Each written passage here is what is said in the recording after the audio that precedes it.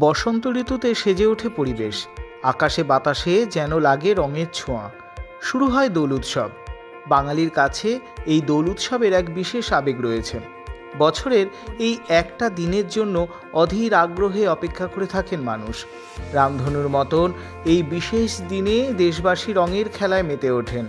শহরের মানুষের সঙ্গে গ্রাম বাংলার মানুষ যেন মিলেমিশে একাকার হয়ে যায়।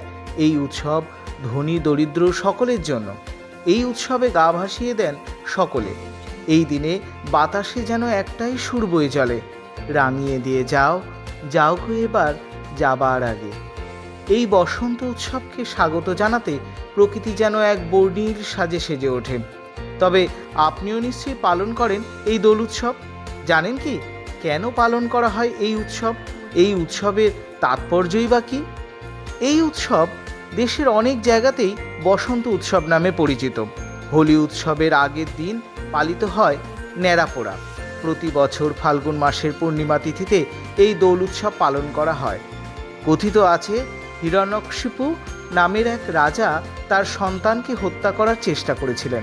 প্রহ্লাদ যখন রাজার দেওয়া আদেশ মানতে অস্বীকার করেছিলেন এবং ভগবান বিষ্ণুর কাছে তিনি প্রার্থনা করেছিলেন, তখন রাজা তার বোন হোলিকার সাহায্য নিয়েছিলেন। রাজার আদেশ মেনে তার বোন হোলিকা প্রহ্লাদকে নিয়ে আগুনে বসেছিলেন, কারণ আগুনকে প্রতিরোধ করার মতো ক্ষমতা ছিল তার। তবে সেই আগুনেই পুড়ে গিয়েছিলেন হোলিকা। তবে অক্ষত অবস্থায় ফিরে এসেছিলেন প্রহ্লাদ। তবে এখানেই ক্ষান্ত হননি রাজা। প্রহ্লাদ অক্ষত থাকলেও তাকে জীবন্ত পুড়িয়ে দেওয়া হয়েছিল। আর এর থেকেই পালিত হচ্ছে হোলিকা দহন বা ন্যাড়াপোড়া।